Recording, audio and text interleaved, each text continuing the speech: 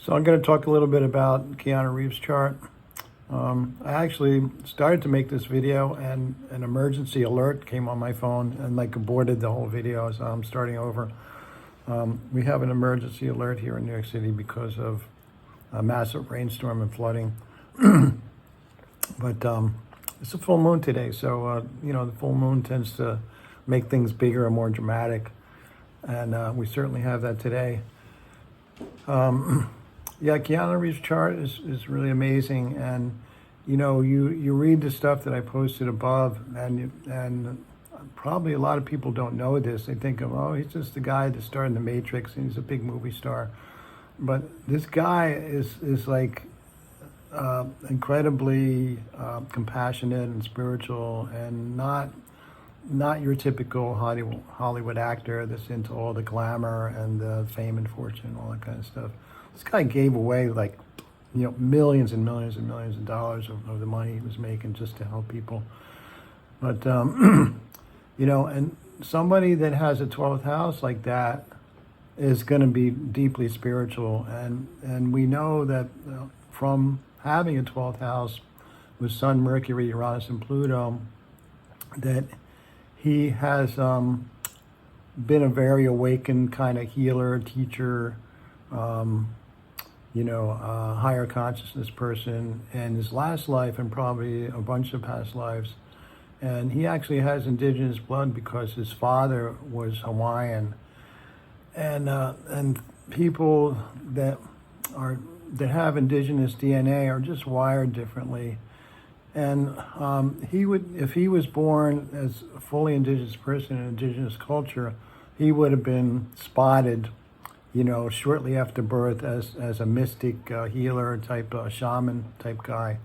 And he would have been, nurtured and by the elders that were the spiritual teachers or the mystics or the healers in the tribe. So, people like him, and I identify with him because I have similar stuff in my chart to his. It's like, it's not easy for us because we don't fit in and we're wired differently. And we know that because he has the Pluto-Uranus Sun conjunction, which means he's actually radiating, because the sun is the source of light. The sun radiates, right? So with Uranus and Pluto conjunct the sun, he's radiating Uranian and Plutonian energy, and that gives him a highly specialized energy field, which radiates the Uranian higher consciousness and uniqueness, and living outside the herd consciousness. He doesn't just follow along with the herd and do what everybody else does. He's a free spirit, and because Uranus loves freedom, it has to be free of the Matrix, right? He was the star of the Matrix movie, and as the Uranian power, which is what you call somebody with Sun Uranus, he is a free person, a free spirit, and he just doesn't follow along with the herd. And he also has Pluto conjunct his Sun, which means he's radiating Plutonian transformational energy. And this is, when you have this is, you are a very deep thinker and a very deep feeler. You feel things very deeply. And as if that wasn't enough, he has 4 planets in Cancer in his 11th house, and which is, Cancer is the mother, sign of the mother, it's feminine. It's about caregiving, taking care of people. And this is something that he did on an everyday basis in his life. He had tremendous compassion and empathy. He wanted to be of service in the world, and this is something that he was just born that way. You have 4 planets in Virgo and Virgo rising, Sun in Virgo and Virgo rising. You're a double Virgo, and you just want to be of service, because Virgo is all about how we are of service in the world and what we can do to help, what we can do to make a contribution into society. Plus, the Virgo house, which is the 6th house, has Saturn in it.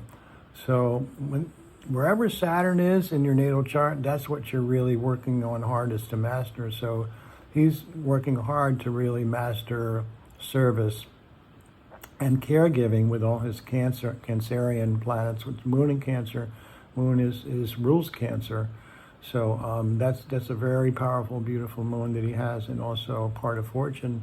Part of fortune is that thing in the 11th house with the circle with the cross in it. That's where you get your greatest joy in life, and that's an Arabic part. Comes from Arabic astrology. And there's hundreds of Arabic parts. I don't know about hundreds, but a lot of Arabic parts. In Western astrology, we just mostly look at the part of fortune because that's where you get your greatest joy in life. Greatest joy in life is about taking care of his community, because the 11th house is how you share your gifts in community.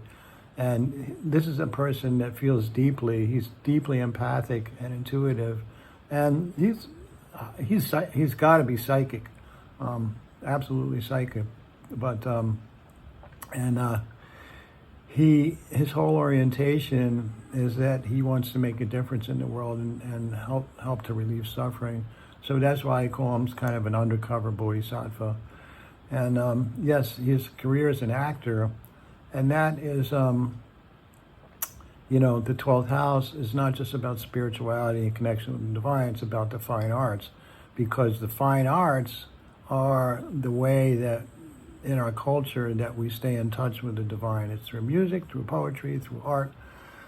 This is divinely inspired, right? The fine arts are divinely inspired. So, back to his Sun, Uranus, Pluto, this is something that when you have these outer planets conjunct your sun, moon, or in the first house, this is a teaching I got from an astrologer named Edwin Steinbrecher. And I'm actually cat sitting at one of my students' apartments now. And she has Edwin Steinbrecher's book in her bookshelf right behind me because she took astrology training with me, and I told her you have to get this book because she also has Pluto and Uranus that she's channeling. So let me get the book.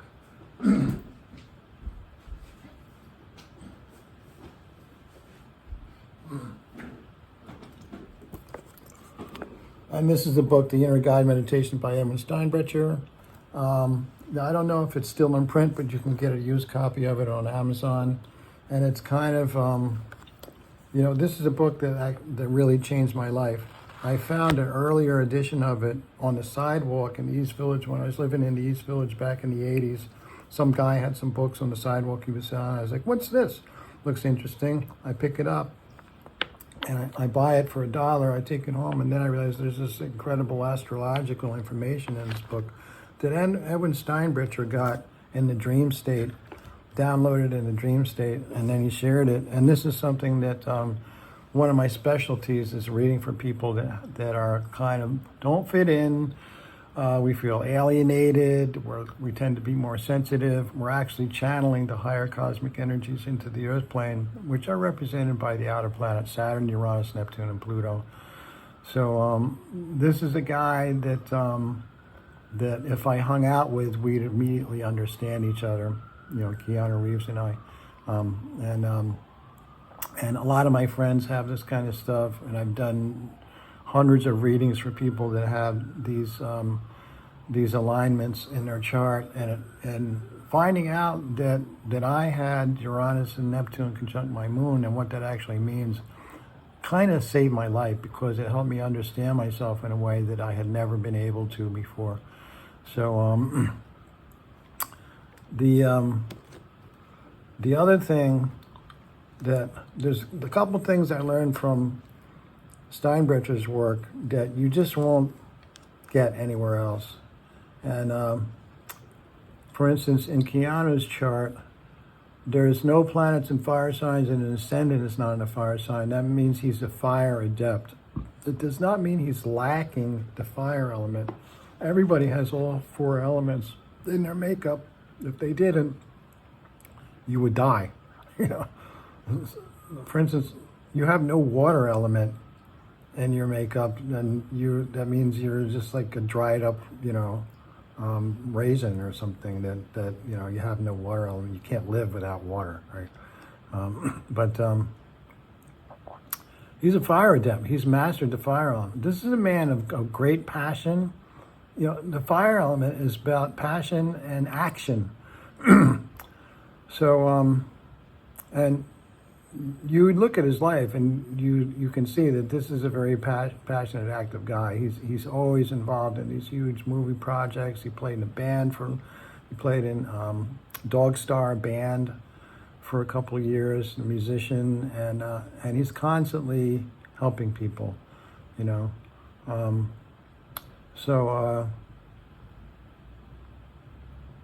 Let me just read some of the this book.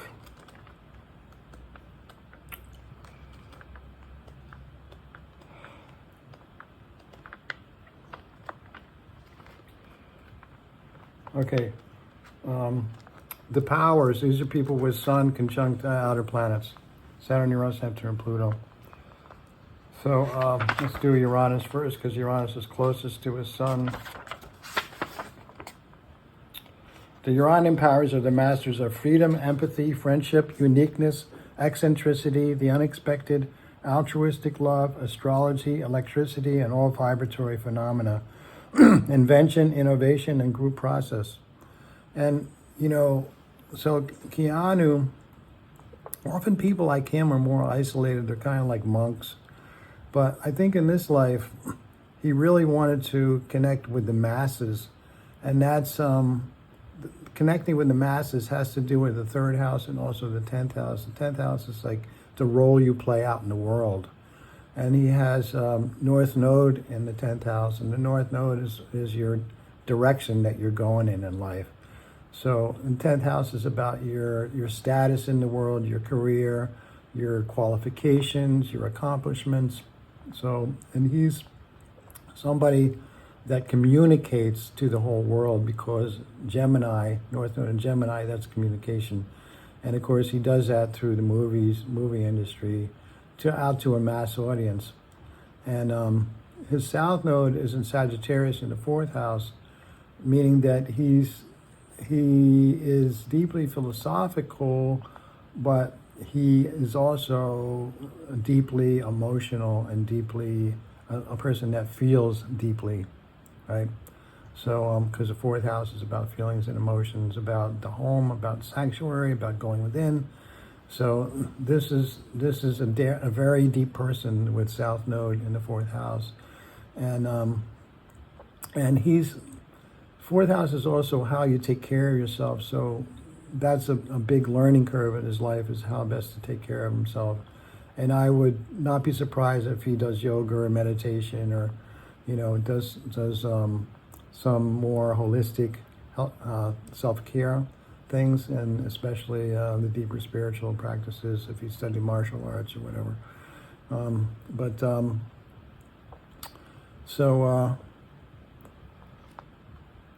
Uranian powers. They tend to have his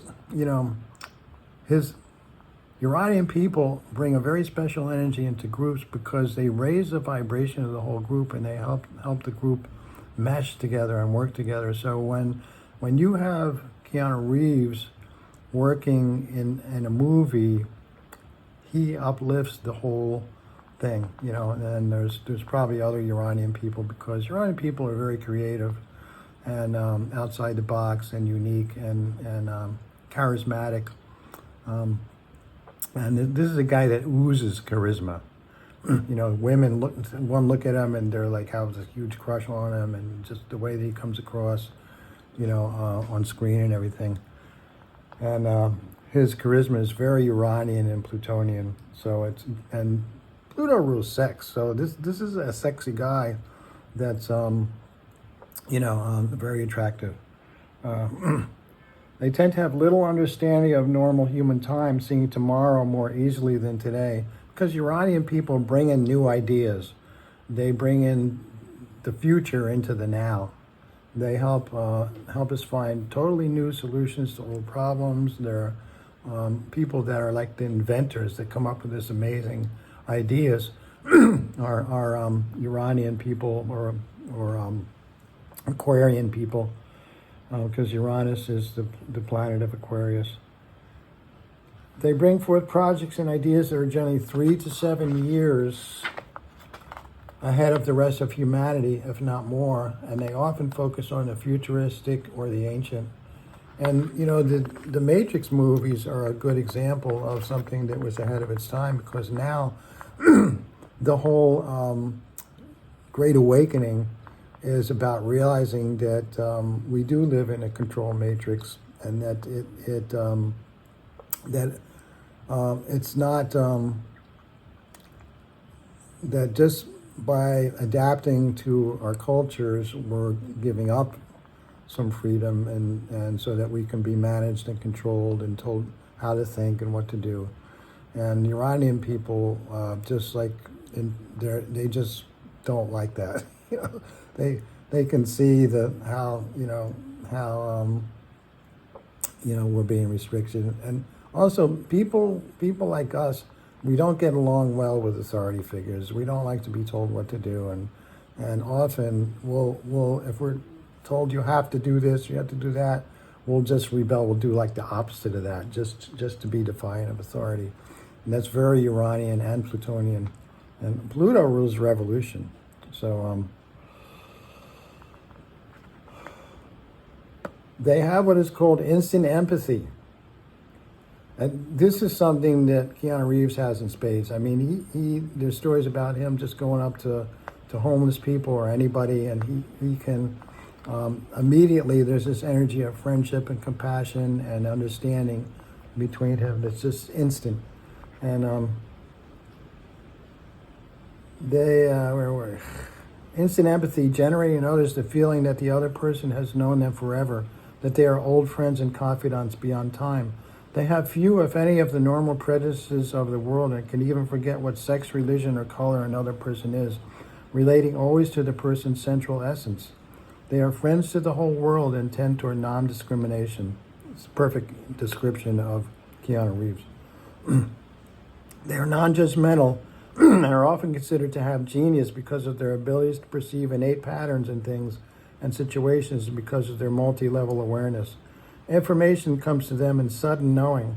Their job is to make sure that natural law on Earth conforms to and changes with universal law. They are the illusion and projection breakers, and they free locked-in conditions and destroy outmoded forms. They have elements of surprise and unpredictability in their behavior, and that's something that Uranian people are known for. They're negative Uranian behavior is the flakiness, and you can't be trusted. You can't show up on time because you have no Saturn to balance your Uranus, no Saturn boundaries and structure in your life. You're just kind of all over the place. Or people that go to extreme weirdness. You know, I like to use the example of, you're walking around the East Village, which is the really bohemian area of Manhattan, and you see people like their whole body is covered with piercings and tattoos, and their hair is sticking way up, and his hair is colored, they just look like crazy. Information comes to them in sudden knowing. That's clairsentience. That's something that I have, clairsentience. I don't have it with Uranus, so I have it with Saturn and Neptune. Their job is to make sure that natural law on Earth conforms to and changes with universal law. They are the illusion and projection breakers, and they free locked in conditions and destroy outmoded forms. Uranus is the breakthrough energy that like the bolt of lightning. And Uranus rules electricity and flight and advanced technology and the internet. They are born conscientious objectors. A conscientious objector is somebody that refuses to go to war. And that was a term that we used back in the Vietnam War draft, which I was in. I had to register for the draft as a teenager. I never got called because my number was too high. But I was ready to go to Canada or whatever it took to not be, to prove that I was unfit to kill people in Vietnam. they have it's impossible for them to kill another without dire consequences to themselves. They are masters of the release and control of the descending aspect of the Kundalini energy, the evolutionary energy in humankind. That's Uranus. By the way, Pluto is the ascending aspect of Kundalini. So the Uranus-Pluto conjunction is that's the Kundalini. That's like mass Kundalini activation that we had in the 60s, and it still goes on today. I mean, if you trace the movements of Uranus and Pluto through the last 50 years, that's the story of the activation of the Great Awakening and the Great Cleansing, the shift into the New Age, and the revival of all this esoteric spirituality, shamanism, the sacred plant medicines, natural healing, astrology, all the cool stuff. That's like the biggest trend on the planet right now is all this stuff.